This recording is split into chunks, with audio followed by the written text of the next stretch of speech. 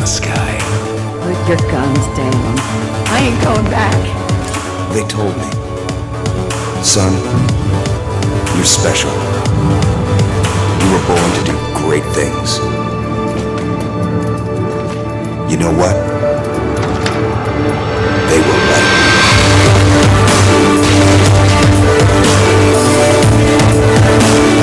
I know it's around here. It's gotta be close.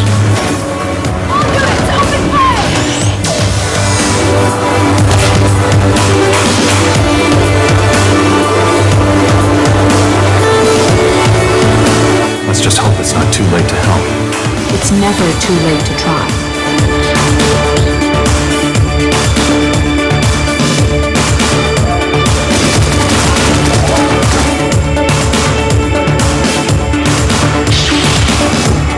Do you understand what I'm saying? At all? Does any of this make any sense? Just tell me, just say yes.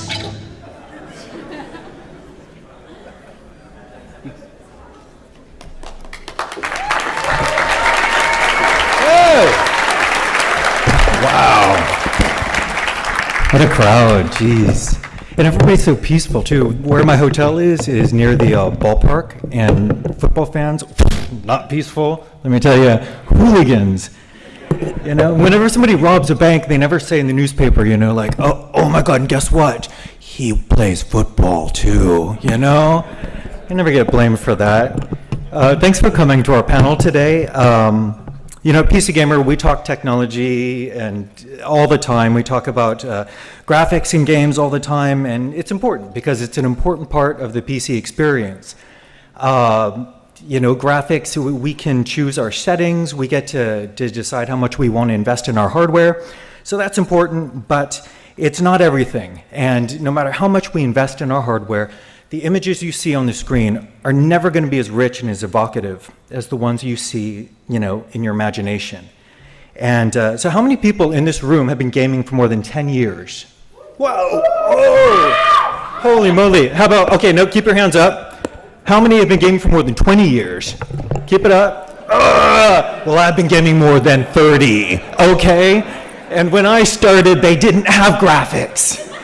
It was nasty. On my Apple II hand crank, you know, it was text and you loved it, you know? But I remember those stories. They were fantastic. And graphics have come a long way since then. Well, number one, we have them, so that's nice.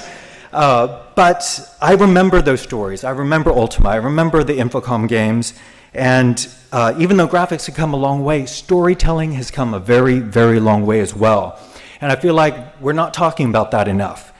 The way we experience games, the way we play them, the way we share them has all changed. And I want to talk about that some more. Because the more we talk about it, the more we understand it. And the more we understand storytelling in games, the more we appreciate it. And the more we appreciate it, we expect better things. And when we expect better things, we're pushing forward what is basically an unlimited gaming platform. So, who best to talk about the future of storytelling? This is why we called it the incredible, uncertain future of storytelling, because it's being created right now, today, by our fantastic guests who've joined us today. So without any more ado, I want to introduce Executive Editor Evan Lottie, who's going to introduce our panelists today. Thank you so much.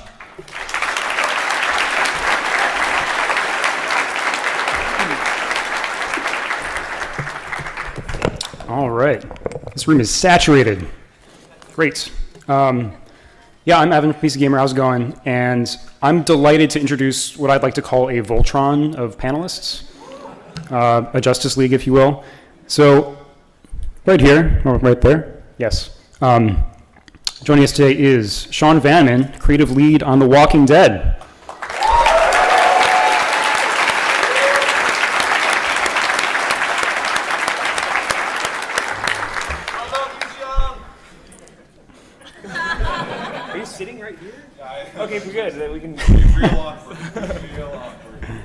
We've also got Greg Sabin, creative director from Supergiant Games.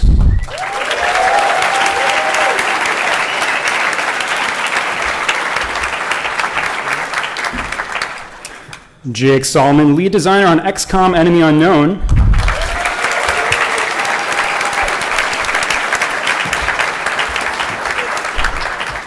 And the man you know as Notch, the creator of Minecraft.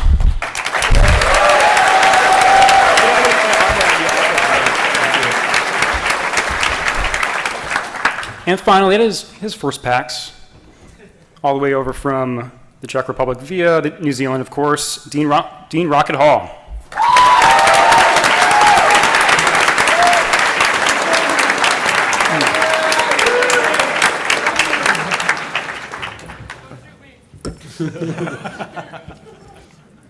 That guy. All right, I'm delighted to be sitting down with you guys today. Thanks so much for coming. So we want to kick off this kind of casual conversation about storytelling games and the future of storytelling, just by asking you guys if you consider yourselves to be storytellers at all.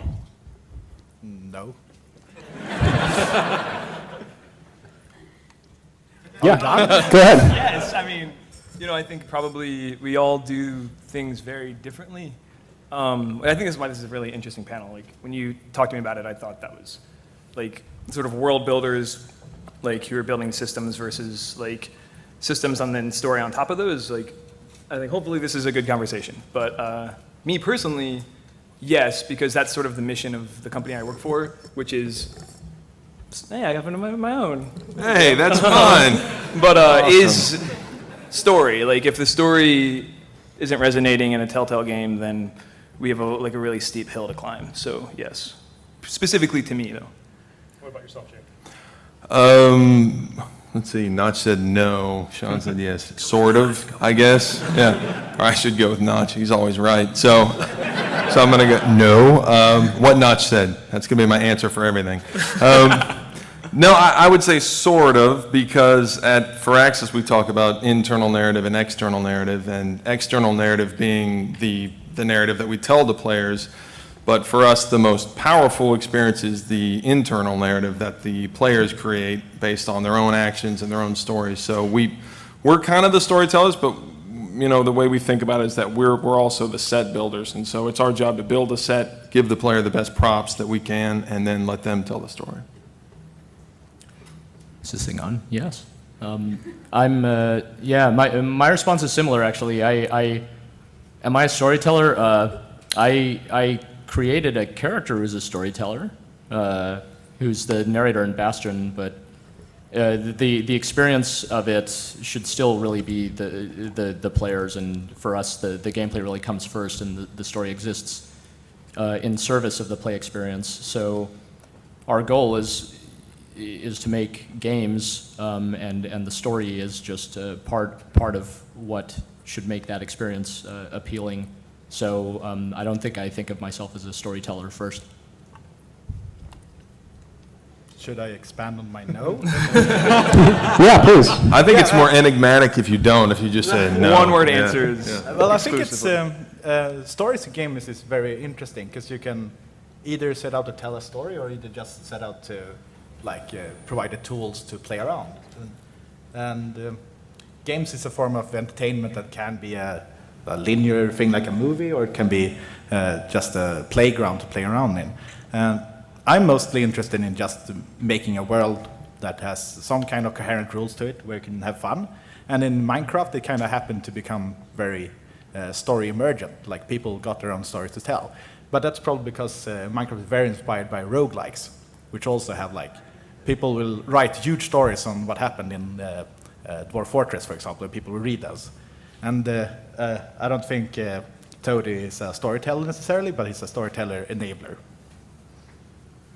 Yeah, I sat down with the CCP guys at Gamescom, and we'd kind of come to the conclusion, particularly I did, that we weren't very good at entertainment at all. So in terms of stories, it was like you're saying, we set up the environment for people to have those. And I think rather than telling a story, what I was looking for with DayZ was setting up situations where people could explore and experience emotions and experience things that they wouldn't otherwise, I guess, be able to experience in the world. And I think that's something that I got from Minecraft when I first played it, being able to do things, and particularly do things together. I guess that's why I like multiplayer, because I think now more than ever before, you can have these amazing experiences not just with the people you're playing with, but you can actually share them through Twitch. You can, all those kinds of things. So now more than ever, you can actually do that. I'm glad you brought up emotion. I'm curious, for each of you, what emotion is kind of the most difficult to instill in players? I gotta be first on that one? Yeah, sure. You're the storyteller, man. You go ahead. I mean, Walking Dead is known right now for being a very challenging game emotionally, and in terms of development, what's been especially tough for you guys, like to trigger a certain response that you're going for? Yeah, I mean, I can answer that for sure. It's not so much we want people to be sad, we want people to laugh. Like that's part of the job for the type of game we're making. So that's not really the challenge. Actually, I was talking with Jake Rockin, who's a co-lead on the game, about this week, and he kind of re-brought up a point that we were talking about throughout development, which is so much about games, like what we were trying to accomplish with The Walking Dead at Telltale. Like what could we do with the tools that we had and the license that we had and the sort of opportunity we were given. And we like a lot of games where we, like personally, when we're at home playing, where we're kind of poking systems and seeing what happens and watching the emotions kind of come out of the screen because of the event that's happening. But so much of those emotions, especially in the experiences that Marcus and Dean are talking about, are internal. So we wanted to make a game where we're creating scenarios, right, and sort of story events that can butt up against each other that's sort of poking you. Like you're not poking the system so much, the game is poking you and seeing how you feel about meaning, and sort of when you put, scene A versus scene B, but the player makes scene C happen, what is the meaning that happens inside of you, and that being different? Those scenarios, what are the scenarios that are going to poke the most, are the hardest for The Walking Dead, but those are the things we've really put the most time into. Cool. Yeah, I mean, I think, in my experience, making the player feel emotion at all is a real challenge. I mean, I think what you don't want is to, people can engage with systems on a superficial level, or they can experience a story and, anything can pull the player out of that, whether it's a frustration with the mechanics or anything. And so, I mean, I think that when a player experiences emotions, like, I'm speaking as a player now, like those are my strongest, to me, those are my best memories of games, so whether something goes terribly wrong in a game like XCOM or DayZ, like I get strong emotions watching the YouTube videos of DayZ, and I mean, like we at our studio, we like IM each other, trying to one-up each other with videos from DayZ, and you will watch them, and you're just like riveted. So I got anxious with like the 10-second clip that was in that trailer at the beginning. Like, oh my God, he's bleeding. Oh, you got to run away. You're gonna be out of blood in like 2 minutes. You got to go. It really stressed me out. So I think making players feel emotion at all is challenging, but I think that in general, just making that happen is probably the challenge. I certainly agree with that as well. It's like you trying to get the player to feel something other than, frustration with the controls or like... Frustration is the easiest thing as a designer to make the player feel. That comes naturally. Disgust and frustration. Yeah, confusion also very easy to achieve. Right. If only there was an audience for that, I would be a millionaire now. Yeah, getting past those things, the frustration and confusion and so forth, and getting people to actually, experience something more positive. Like in the case of Bastion, we hope that people could feel some sort of a sense of wonder at like what's going on, what's this world all about, what is all this stuff, in a positive way as opposed to in a way that was like I'm just confused and don't know what's happening, but there isn't any anything like making the player actually genuinely feel scared. I think is extremely difficult in a game because it's a game. You can respawn if you die or whatever. In most games, some games solve that. All those things seem extraordinarily difficult in their own right, and we didn't really go for any one particular emotion in our case. Just tried to achieve that like kind of immersive atmospheric quality, which has a bunch of different factors, I guess. Yeah. I don't know which emotion is the most difficult, but I think a lot about that and like how because I think a lot about the game mechanics about the game, not necessarily the story or the setting. And it's very interesting how different mechanics can really evoke different feelings. I think it's, my theory is that the stuff you actually force the player to do is what leads to emotions. Kind of in Amnesia, you have to actually hold down the button and pull back to open the door. It's not just click and go, ugh, but you actually have to open the door yourself, and that makes it a lot scarier. And like in Proteus, I get a true sense of wonder, and like it looks like it's a beautiful place, and it has very bad graphics. Can I say that? Yes. But it has a like true feeling of wonder, which is interesting. And I don't know what about the game mechanics in it that does that, if it's the graphics or if it's the mechanics. So I don't know which feeling is the most difficult. I think they all are probably, except frustration, like trying to install some game. Yeah. So. Oh.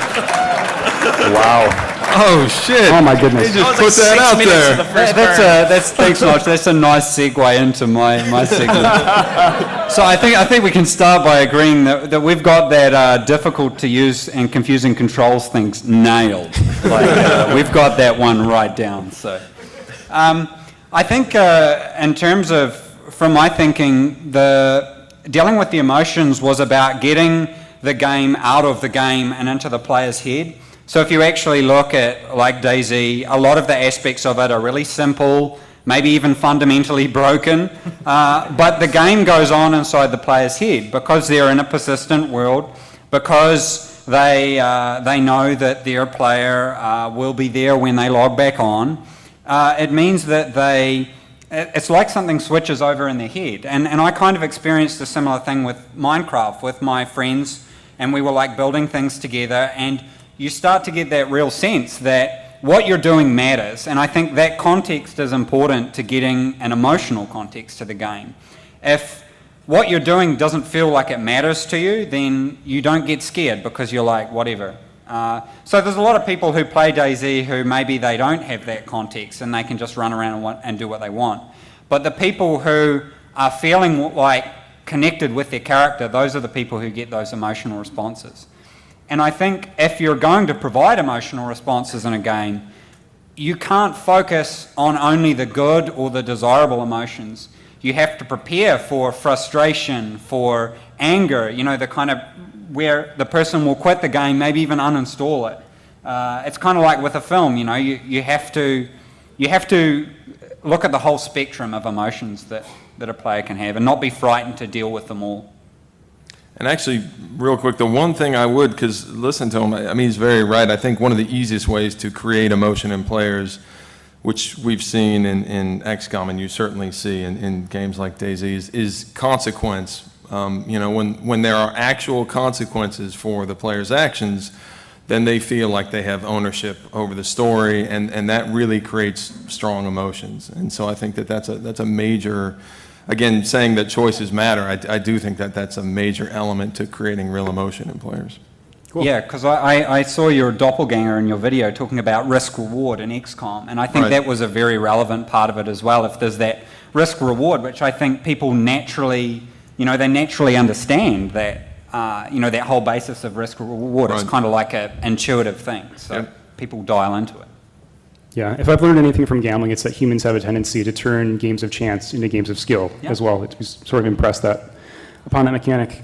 And by the way, we don't have to answer in a linear fashion. We don't have to have like a linear storyline, so to speak. We can get a little open world with our conversation. Actually, if I can, I have a quick question. So in The Walking Dead, in Bastion and XCOM Enemy Unknown, you know, you kind of know when a story twist is, what kind of effect it has, because does the person go, you know, ah, like that? And so you know instantly, you've got that feedback. But in Minecraft and in DayZ, when you've made a change or alteration or added something in a game, what are your metrics for like knowing, how do you ascertain whether or not it's successful? I kind of want to know what Notch's answer to this is, because I think with DayZ, for better or for worse, I pretty much just pushed play and saw what happened, and then just gingerly watched the forums and things like that.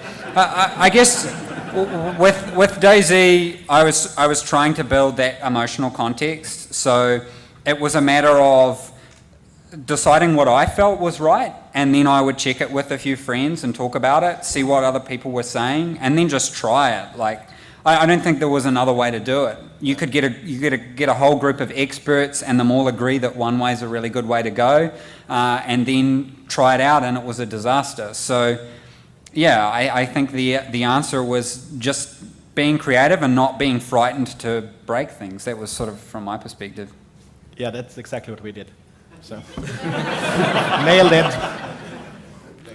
It's there are too many components in a game like Minecraft to test them all and try to figure out some kind of top-down design on the game. The game kind of emerges from the components. It's you can't predict it.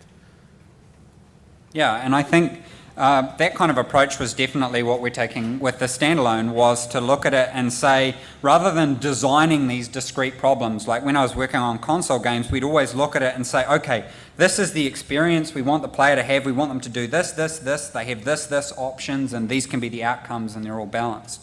Instead, with DayZ, we just go, okay, well, this is the problem we've created, and then someone will say, well, how do you solve it? And we're like, I don't know.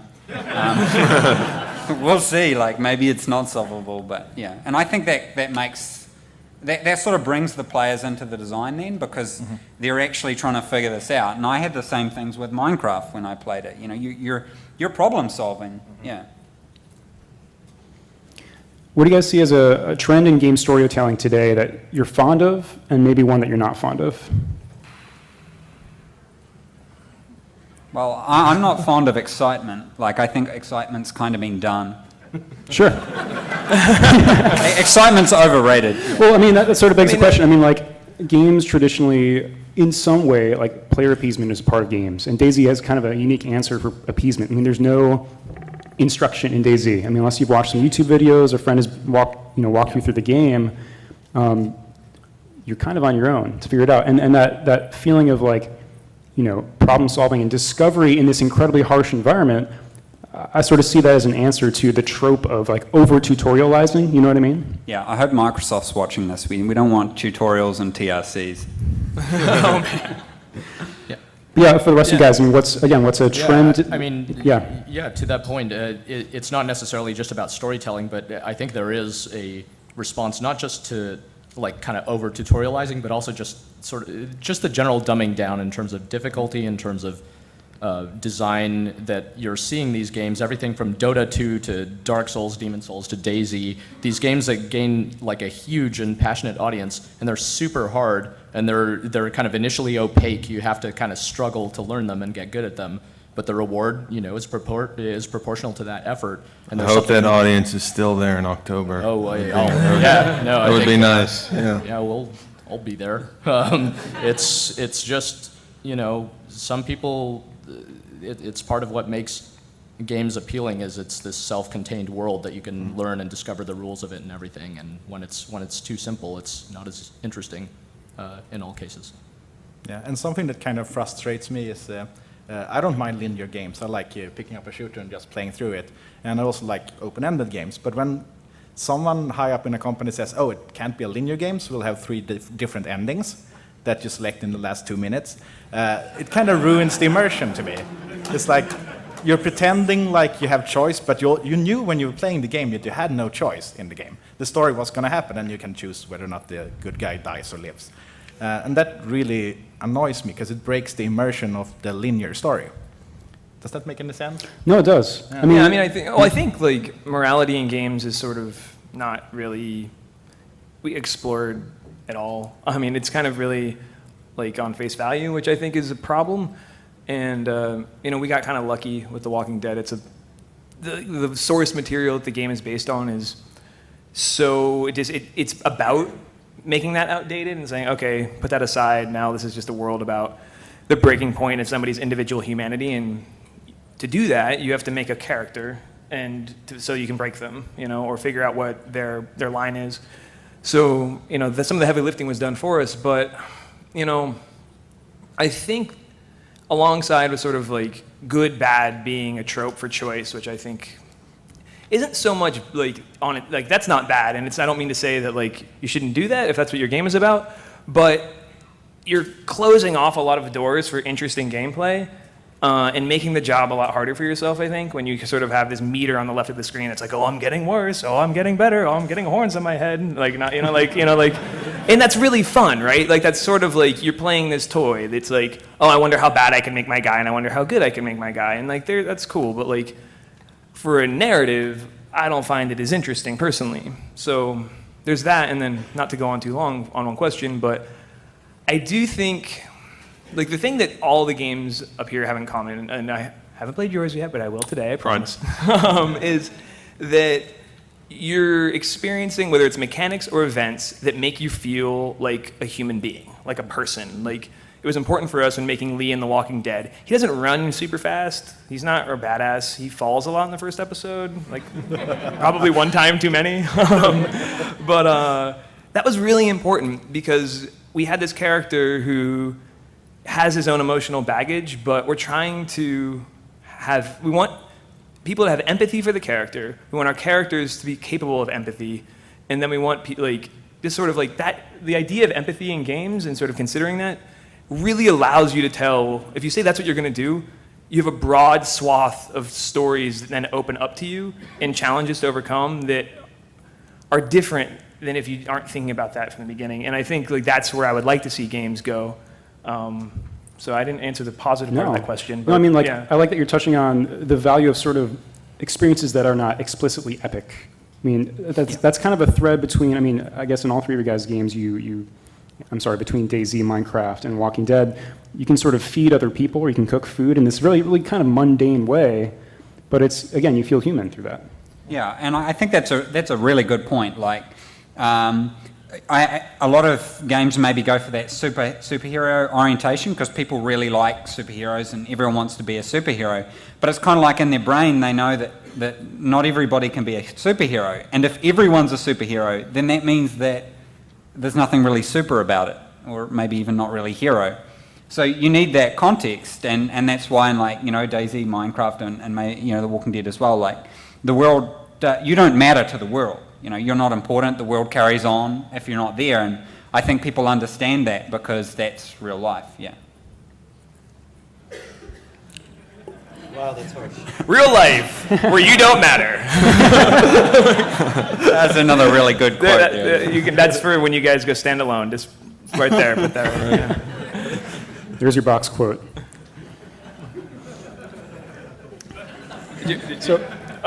No, sorry.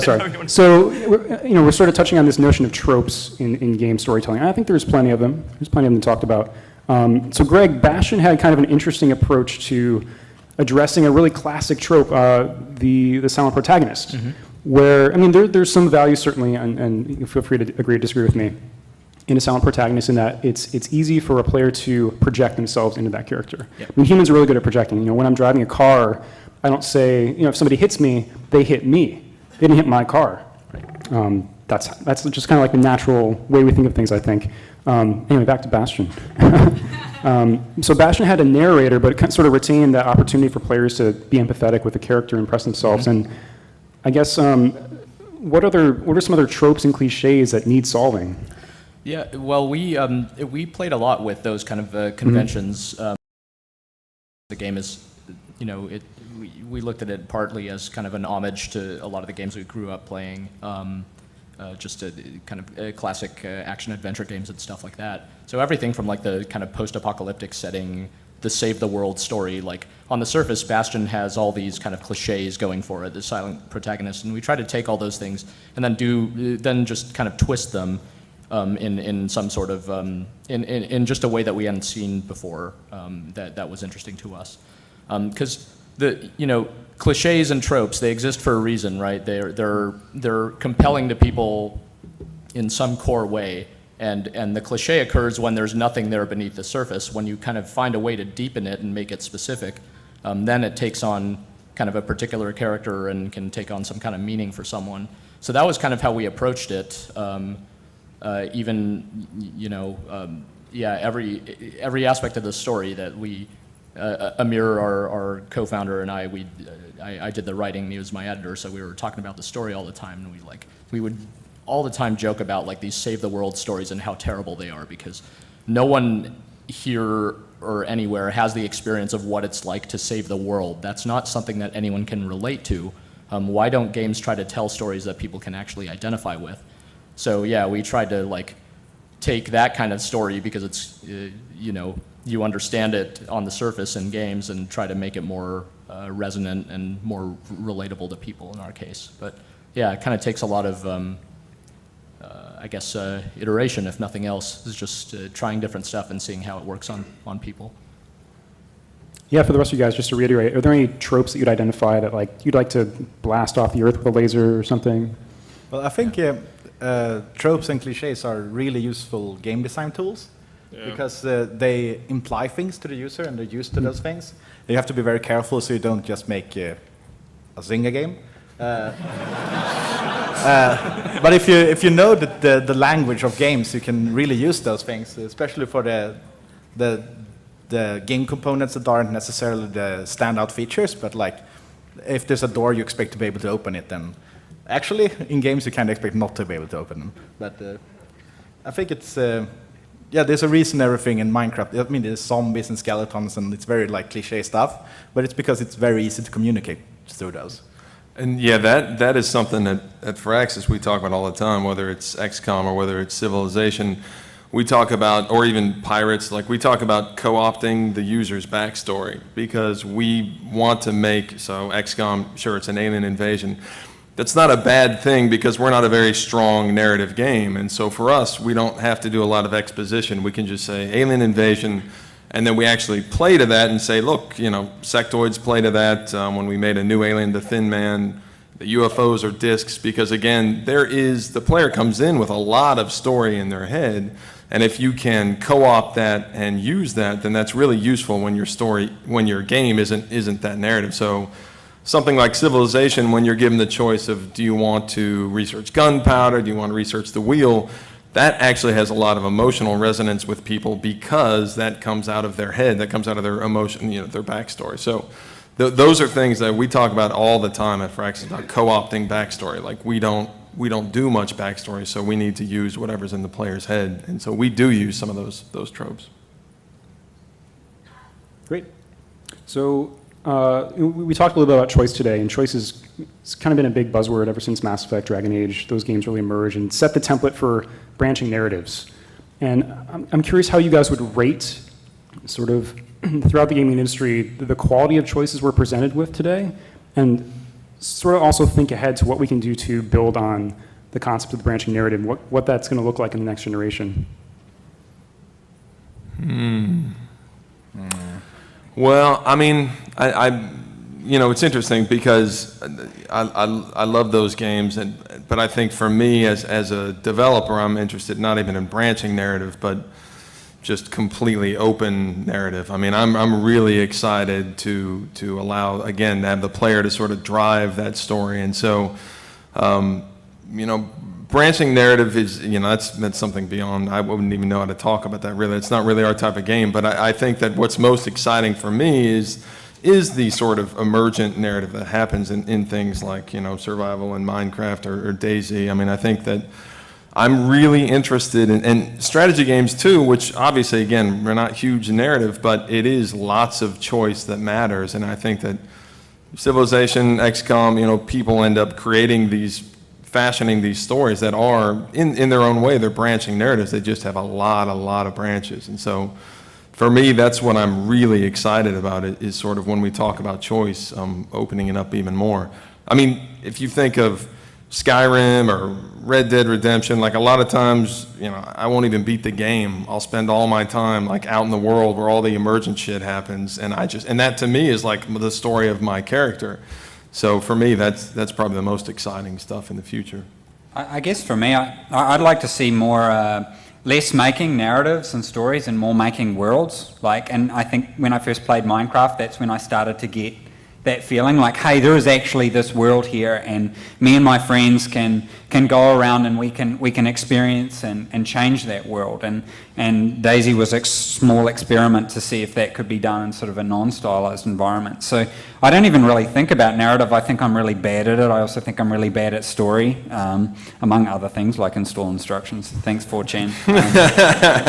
If it wasn't for them, I wouldn't have been able to show the BBC how to install it. But so. Yeah, I think it's, from my perspective, and I accept I'm a bit of a freak in terms of video games, but, I like to see it more about just creating the world and then letting the players fully develop and experience the narrative, you know, beyond anything before. And I think that kind of frees you as a designer, because it means that you're just looking at filling the world with its function and letting the players fill the content.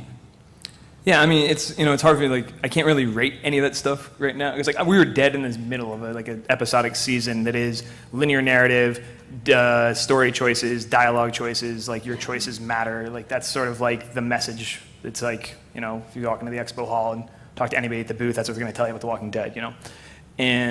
But I think games have this really, and it's an opportunity that we're starting to, like, that we're taking advantage of in The Walking Dead, but I'm really excited for the future, especially at Telltale, the stuff that I'm able to work on there, because we kind of realized that there was a couple of really interesting things we could do with sort of story events. That is, if we make them idiosyncratic and personal and let people empathize with them and get a hold of them, they can personalize those things and then let them make choices about what story events are going to butt up against those. They're producing meaning that is their own. And the game, our responsibility, I think, is, as designers, is to pay attention to those, sort of try to understand their meaning and keep saying yes to the player. I think there's definitely a market for really story-driven games with like very specific narratives, with complex characters out there, if the game is saying yes to player action and not, no, you did that, you died, or like, no, you did that, that's the wrong thing. You know, like, whenever people are working on The Walking Dead and sort of somebody comes in and says, oh, I have this idea, and then, you know, you make this choice, but then if you do that, like, so-and-so is really pissed at you, and they come over and they say this thing. You know, I'm like, they can be pissed at you as a character, but they cannot say that to you, because you're going to make you feel like you played the game wrong. So I think games, unlike any other thing, have this opportunity to say yes all the time, and I think that's what we need to latch on to if we're going to be telling specific stories as opposed to building worlds with really intricate systems. And I love those games for what it's worth. I just think there's not one path, you know.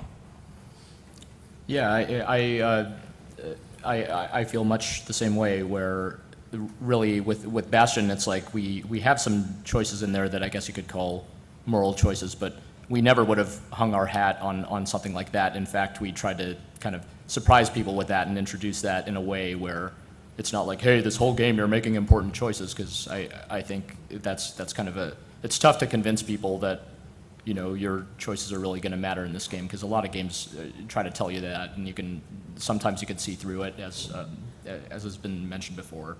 But then the thing of like responding to how the player plays for the game, you know, that's almost like the game empathizing with the player, supporting their play style and responding to that play style. So even if you have a largely linear story like Bastion's, there are little parts along the way where you can, where it's just kind of responding to the particular small choices that you make, where maybe you didn't even realize you were making a choice. It's something about your play style or something like that. Sorry, just to interrupt. The first time I ran through all those guys in the first level, I think it was at PAX maybe, I was running through, and after the first big fight, he's like, he just keeps on running. And I was fuck, this game was awesome. Like, that was like my favorite moment. Like, and you had me as a customer from like the moment that happened. So sorry to interrupt. No, and that stuff was super fun during development. I mean, that's when we knew we were onto something, because we'd get reactions like that. And we you know, sometimes we can anticipate some of these things, and other times we just watch people play and we write that stuff in based on what we see people doing. So in our case, it actually helps that our systems are more constrained. You know, the game isn't as open-ended, as obviously not nearly as open-ended as something like a Minecraft. So when your tools within the game are somewhat more limited, we can then, you know, try to find that balance of like creating a lot of content to support how people do play it within this rule set that we've made, and that's really fun. And then hopefully they feel like there's the story that we tell is more personal to them, and they're not just like a spectator, you know, getting rewarded with cutscenes or something like that every time they beat a level. Yeah, and I just want to recommend a game that's related to this, and that brings up a few interesting points about games in general. It's the Stanley Parable. Do play that. Yeah. That's a terrific mod for Half-Life 2. Yeah. Great. Kind of a short story structure. Yeah, really interesting. Great. So finally, I think I want to end perhaps by asking you guys, what are some things, maybe technically or otherwise, preventing games from telling better stories? I think the player himself. Sure. Sure. Yeah, the game developers try to figure out the structure of the game and try to follow the rules of the game or try to break the rules. I love The Walking Dead, it's very good, but when I have to choose which character to save, it's slightly like emotional, but it's also, which gameplay am I going to miss if I say one and don't say the other? So I think the player is the biggest problem. You have to make them forget to playing a game, which is why it's easier in multiplayer, because then you're actually playing other people. Yeah, I mean, I've had, I heard somebody was talking about having more mature themes in games, which I don't think anybody disagrees with, but I remember thinking that the problem, and this could affect storytelling, is that there aren't great game mechanics that map to things like love and relationships and romance, things that are very powerful in our lives. It's really hard to design mechanics that can match the satisfaction or the frustration or the risk reward of things like romance and love and sex, and well, maybe sex wouldn't be that hard, but I'd be willing to try. I am so playing your game after this. I'm walking straight over there. There's no sex in it. We would sell more. There's sex in XCOM. There's lots of sex in XCOM. That's what the X stands for.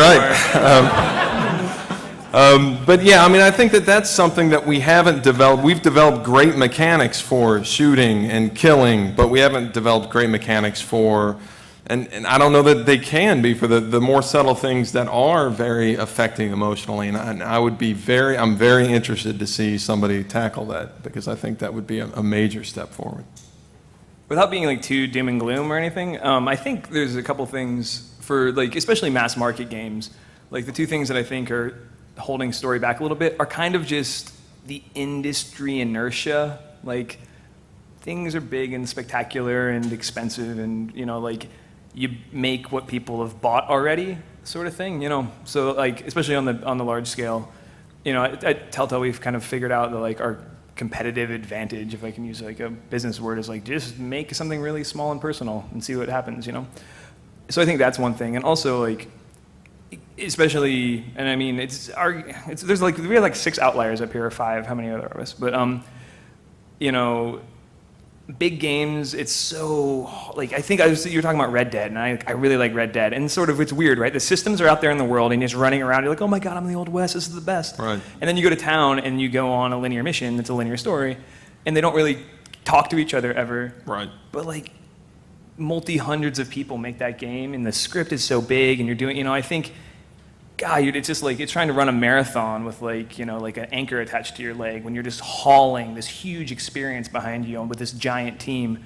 Like, I don't know how people do it, So I think that's something that if you're setting out to tell a story, maybe try not doing that, I guess. Yeah. Sorry. Yeah, and Dean, I'd like to ask you specifically, I mean, what's standing in your way of making DayZ a better story generator?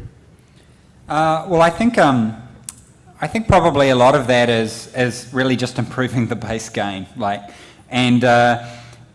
think that we achieved what we wanted with DayZ in terms of, at the start, a lot of people were complaining about a lot of things in terms of they had all these expectations of games. They were like, well, what do I do? And, why doesn't the game tell me to do this? Or why doesn't the game tell me to do that? So I kind of feel like we've won that part of the game. And now people are doing things with DayZ that I never could have imagined, and maybe I didn't want to imagine. So I think that's really good, and so I kind of think like that's why the DayZ mod has done what it needed to in that respect, because gamers have said, yeah, we'll deal with impossible to install, we'll deal with controls that are designed by some masochistic person, and I'm going to get in trouble for that when I go back to the Czech Republic. I'll probably get stopped at the border or something, but so all those things. But if they can generate these stories and do these interesting things, it's like you just sort of let people loose and they run into it. So I think, for us going forward, it's really just a matter of making sure that the base game is good and providing those mechanisms. The one specific thing for me is removing the HUD. If I can get that completely gone so that the player is totally immersed, then I feel that sets it up better for players to tell their own stories, and then they can record it immersed. sort of along those lines, and to continue that, I'm wondering how you guys seeing, you see photorealism as an asset in telling more compelling, emotionally engaging stories, or is it maybe an obstacle or a burden or somewhere in between? I think it's an artistic choice. I think you can tell great stories with photorealism. I think it takes a huge team to do that. But to me, some of my most like intense emotional reactions haven't been from photorealistic games. Again, I think that comes back to so long as the game is translated from being the game to being in the player's head. Like, we were playing Minecraft with some of my friends over the weekend, and we set up this really ridiculous survival situation where it was a whole big ice world that I'd made, and there was only one tiny little area that spawned animals, and so we had to go out and try and survive. And we're getting like really emotional and intense and yelling at each other about it. And so I think that's a situation where the art style wasn't the game. The game wasn't even the game. It was the game we created in our heads, and that was where the emotion was. It wasn't like some mechanic or this or that. It was the fact that we had translated the game from being on the screen to being in us, and then screaming at each other. All right, so we sort of touched on this when Greg was talking about the notion of, the superhero experience, just the power fantasy that we see in a lot of games, the desire to be epic. What's an area of the human experience that you feel like games aren't addressing or addressing well right now? Well, other than sex. Yeah, I think it's just about everything besides the power fantasy thing. The power fantasy thing, much like goes hand in hand with the excitement thing, is something that games have got pretty much well nailed. And then the more personal, more subtle experiences are less common. Games that, some of these emotionally extremely powerful games have been games that have like made you feel very vulnerable. Everything from DayZ to like Amnesia and so forth, and it's hard and scary to design games like that, I suppose, because it's a real leap of faith on the designer's part, believing that the player's going to want to put themselves in a situation where they can feel vulnerable and feel limited in some way. So I think those types of emotions that are more relatable to our everyday life are the ones that are less common in games. Of course, many of us play games in order to get away from those day-to-day emotions, I think, but at the same time, there's some interesting middle ground there where a game doesn't have to like remind us that like gas prices are going up and there's an election or something like that, but they could still like resonate with us on an emotional level that we can relate to, and I think that that just requires a certain amount of, if nothing else, just kind of subtlety and subtlety is not necessarily the strongest suit of games in general. Yeah, I think that loss, for me, I think that's the big one, loss. Anger and frustration you can do through a variety of creative mechanisms, but loss is a tough one, because not only have you got to get the player attached to whatever it is you're taking away, but you've also got to get them to feel loss as part of that. And so I think that's the challenging one, and I don't think that DayZ's really nailed that yet. Maybe it has for some people, but that would be the one I set my I'd like. backpack down once and could never pick it up again, and I felt loss. It was horrible. So kudos. Yeah, the backpack eating, definitely.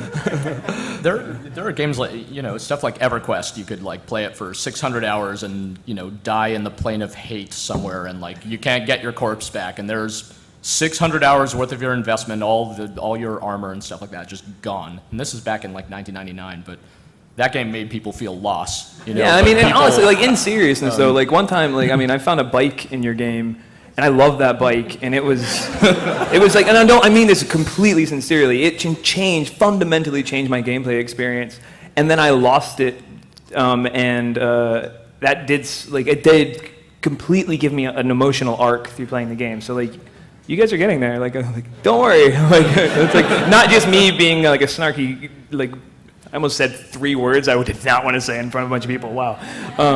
Me being snarky. I think that stuff is in there because of the systems, and I really like that about that game. I loved that bike. That was really poignant end to the story. Thank you all for joining our panel today. I know you came a long way to do so, and some of us, it wasn't a very easy journey. Dean got hassled at customs over DayZ for some bugs or something like that. You never know when they're going to come at you, but not at customs. Thank you all for joining us here today.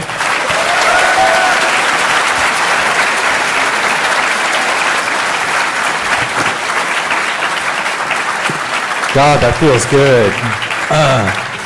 My name is Logan Decker, and look in your little goodie bags. If you have a if you have a red sticker, come on up. I want to give you a Dead Island a Dead Island iPad cover. And if you have a green sticker, oh my gosh, you've got a MechWarrior Legendary Founders Pack. So come on up, come say hi. Thanks so much for joining us, and have a fantastic show. Again, thanks to all the panelists for joining us.